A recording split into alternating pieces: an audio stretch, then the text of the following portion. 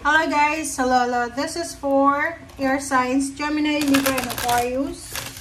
Welcome dito sa aking channel, Kapalaran 888. This is weekend reading, so tingnan natin kung anong message para sa inyo. Air Signs, Gemini, Libra, and Aquarius. Air Signs, Gemini, Libra, and Aquarius. Alright, so first two cards tayo, Align Your Life, and second card is Birthing a New Age. Okay, yung Align Your Life dito, sinasabi na what is not aligned or needs to change. So, tinatanong ka ng baraha, ng tarot natin, Air Signs, Gemini, Libra, and Aquarius, kung ano ba ang hindi align or ano ba ang kailangan na baguhin sa buhay mo. Okay? So, kailangan mong mag-reflect. Kailangan mong isipin yon. Isipin mo, ano ba? Align ba yung relationship ko sa sarili ko? Align ba yung relationship ko sa Panginoon, sa mga tao, sa pamilya ko, sa kaibigan ko, sa mundo? And kung hindi siya align, ano ba ang kailangan kong baguhin para maging balance? Ito. Okay? So, yun. Ito yung gagawin mo. Diba? And next card natin is Birthing a New Age. Dito, birthing new creation, dreaming a new world into being. So, parang new beginnings, diba? So, sinasabi ng baraha sa'yo na once na nalaman natin, once na na-realize natin, nakapag-reflect na tayo na eto yung kulang sa akin, eto yung imbalance sa akin, eto yung kailangan kong baguhin, eto yung kailangan kong bigyan ng pansin. Yung relationship ko sa Panginoon ay hindi masyadong matatag. So, kailangan kong baguhin or kailangan kong magsimula. So, sinasabi ng baraha sa'yo na lahat ng pangarap mo na pagbabago para sa sarili mo ay magkakatotoo yan kung talagang kikilos ka. Kung talagang gagawin mo kung ano yung gusto mo. Okay? So, nakikita ko dito sa weekend na to, maybe there's Gemini, Libra, and Aquarius na nagmumuni-muni sila. Okay? Nagmumuni-muni, nag-iisip ng kung ano yung mga dapat nilang baguhin sa sarili. Wow! So, congratulations, Air Signs. Kasi nandito yung magic, nandito yung owl. Sinasabi ng baraha sa'yo dito na makinig ka sa sinasabi ng iyong intuition. Let go of your past. Para may pumasok na pagsisimula sa buhay mo. Kasi may new beginnings dito eh. So, kung, like for example, ito yung example natin, sa ref natin, sa refrigerator. Diba? Kung halimbawa yung mga nasa loob ng refrigerator natin ay mga expired na yung itlog, yung mga milk, or kung ano pa man, yung butter, yung cheese, or yung mga yogurt, kailangan na natin na i-dispose yun, diba? Para mailagay na natin yung baho. Kasi hindi naman pwedeng yung mga expired na produkto ay ipapatong natin doon yung mga bago, yung mga fresh. Kasi hindi na natin makikita, labo-labo na yun, hindi na natin makikita kung alin ba dito yung pwede or hindi.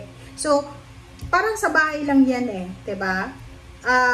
Pag may mga basura, kailangan natin itapon, hindi yung parang papatong-patungin natin yung basura. Okay? Para malinis yung bahay, para maaliwalas, para makapag-isip ng maganda. So, kailangan natin na mag-clutter and declutter. Okay? And next dito, sinasabi ng all na to na let go mo daw yung past and bumangon ka. Bumangon ka sa kung ano man na pagsubok na yan, obstacles and challenges. And sinasabi na there's a magic, there's a revelation, there's a parang awakening na posibleng papasok sa buhay mo. So, huwag kang matakot. Okay? Huwag kang matatakot na magsimula. Huwag kang matakot magsimulang magmahal, maghanap ng trabaho, makipagrelasyon, lumipat ng bahay, mag-travel. Huwag kang matakot. Okay, Unicorn, infinite possibilities. Wow! So, ikaw daw ay sovereign ka ng seen and unseen worlds. Okay, congratulations sa lahat ng mga air signs. Sinasabi dito na there's a magic also. So, there's an infinite, there's an unlimited possibilities, opportunities na posibleng papasok sa buhay mo. And, may mga magical relationship na posibleng magsimula sa buhay mo. Okay? Makinig tayo sa sinasabi ng ating mga intuition, ng ating spirit, binubulong sa atin. Sorry. Umiwas tayo sa kasamaan, umiwas tayo sa darkness, abandon the darkness, umiwas tayo sa tukso, sa the devil, and go beyond the ordinary and become the legendary. So yun, baguhin natin yung mga dapat baguhin.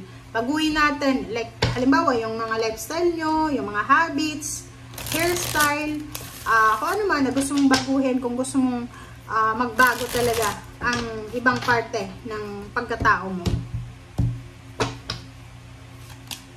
Okay, next card natin is Page of Cups, the Moon, kita mo yung takot mo dito, the Emperor, and Two of Wands. So, nakikita ko sa'yo dito, meron ditong air signs, Gemini, Libra, and Aquarius na natatakot kayo na baka hindi nyo na makuha yung authority. Natatakot kayo, like yung iba sa inyo nasa below 6 years old, nasa 55, 54, 59, 58, 57 years old. And medyo natatakot ka na, like kung halimbawa wala ka pang bahay, wala ka pang ari-arian, tapos yung mga anak mo hindi nakapagtapos, parang medyo natatakot ka na ano kaya ang mangyayari dito sa mga anak ko na to pag wala na ako, parang ganun. Sa Two of Wands, tsaka sa Page of Cups, sinasabi ng barahan na kung ikaw ay single, wag kang matatakot na makipagsapalaran na, halimbawa, kung may magkagusto sa'yo, like single ka, nasa ibang bansa ka, may nagkagusto sa'yo ng ibang lahi, and alam mo naman na single din yon, wag kang matatakot.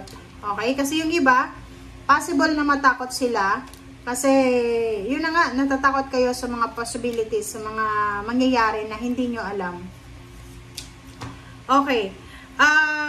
Merong 7 of Wands and then King of Wands. So, sinasabi ng baraha sa'yo dito na sa usaping trabaho, you're super lucky because there's a parang pagbabago din. Pwedeng may dagdag sweldo, may mga benefits, ganyan-ganito. So, sa isang direction dito, sinasabi ng baraha sa'yo na maybe there's a wedding anniversaries, there are contract signing, renewal of contract, like kung ikaw ay may trabaho, may business. Nakikita natin yung pregnancy, baby shower, meron ditong wedding or meron ditong celebration like birthday party na sobrang bongga. Alright, so okay, this is for Gemini. Gemini, 9 of Cups. Sinasabi ng baraha sa'yo, Gemini, na manatili kang masaya, kontento, manatili kang connected sa iyong pamilya. Okay? Next is para sa Aquarius. Aquarius, 9 of Pentacles. Wow! Aquarius, posible ngayong weekend na to, makatagpo ka ng isang tao na matutulungan ka para matupad ang mga pangarap mo sa usaping pinansyal. Sinasabi sa mga Gemini dito na may matutupad ka, there's an emotional wish na posibleng matupad, and sa mga Aquarius naman, there's a financial wish na posibleng matupad. And doon sa mga Libra, Ace of Pentacles, sinasabi na may mga Libra na magsisimula ng kanilang trabaho, pwedeng sila ay lilipat ng trabaho, ng business, lilipat sila ng lugar, magbabago sila ng career change, career move, parang maraming magbabago sa buhay, especially sa usaping pinansyal. Okay? Thank you guys for watching. Bye!